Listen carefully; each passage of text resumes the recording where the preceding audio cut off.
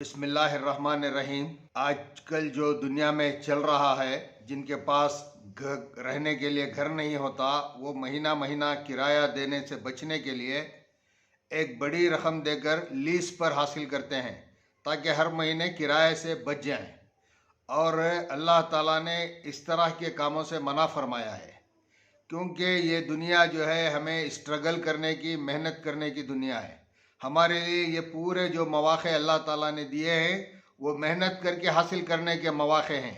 ऐसा नहीं कि मेहनत को कम करके ज़्यादा फ़ायदा उठाने की ख्वाहिश रखें।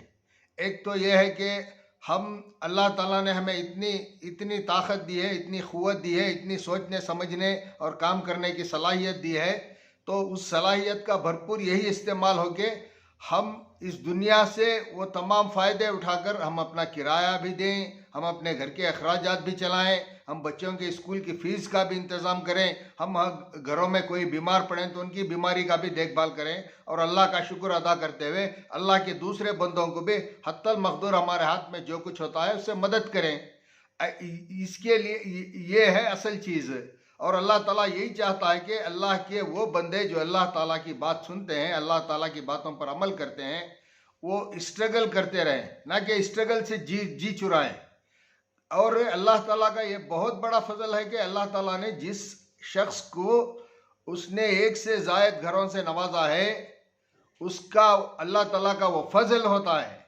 और उस फजल का बदला ये नहीं कि वो अपने घर को किसी को लीज पर देकर हर महीने अपने अपने पास आने वाली आमदनी को कम कर ले।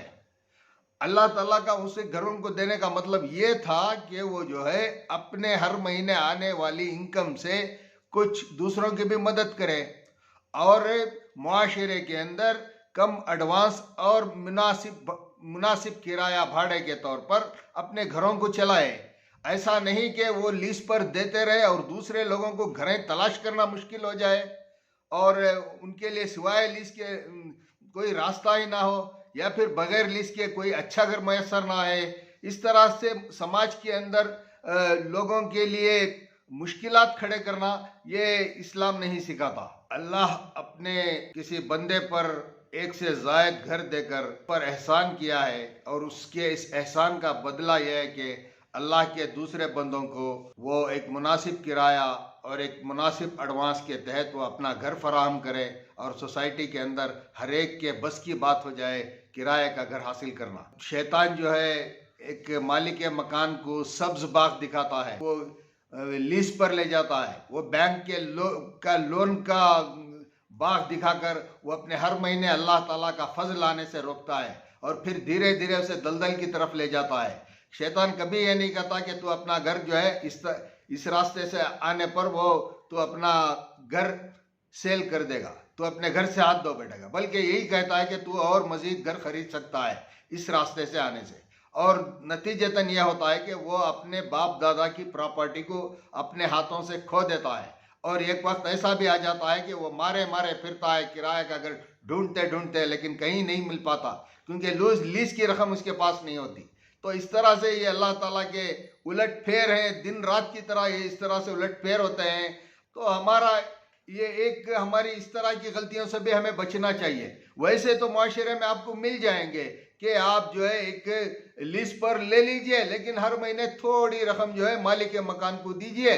तो इस तरह से ये गलत रास्ता बताने वाले भी बहुत से लोग होते हैं, और शैतान इसी रास्ते से ले जाता है कि वो धीरे धीरे लीज की तरफ ले जाता है, फिर लीज की रकम भी उससे कुछ काम नहीं आती तो वो बैंक लोन की तरफ जाता है। फिर नतीजतन यह होता है कि वो आदमी अपने घर से, अपने बाप दादा की प्रॉपर्टी से, हत्ता कि खुदा की नाराजगी, हत्ता कि वो खुदा की नज़रों से भी गिर जाता है।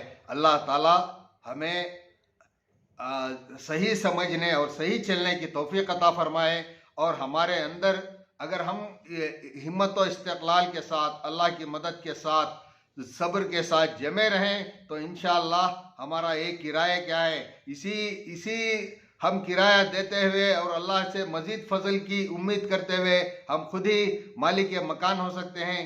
एक मकान क्या, 10 मकान के मालिक हो सकते हैं, क्योंकि अल्लाह ताला हमें इस तरह के रास्ते से हमें हार्ड बनाना चाहता है। और हमें चाहिए कि अल्लाह ताला की खुशनुदी हासिल करें, अल्लाह ताला के बंदों पर हम हत्तल मक़दूर हम उनके लिए आसानियां पैदा करें, उनके लिए मुश्किलात ना खड़ा करें। हमारे हाथ से जो कुछ आसानियां हैं वो आसानियां पैदा करें, तो अल्लाह ताला का इसमें फजल भी रहता है। अल्लाह अल्लाह ताला के बताए हुए कामों को करने से अल्लाह ताला खुश भी रहता है। और इस तरह की ये बलाएं, ये बीमारियां जो हमारे ऊपर आ रही हैं, अल्लाह ताला उससे हिफाजत भी फरमाता है।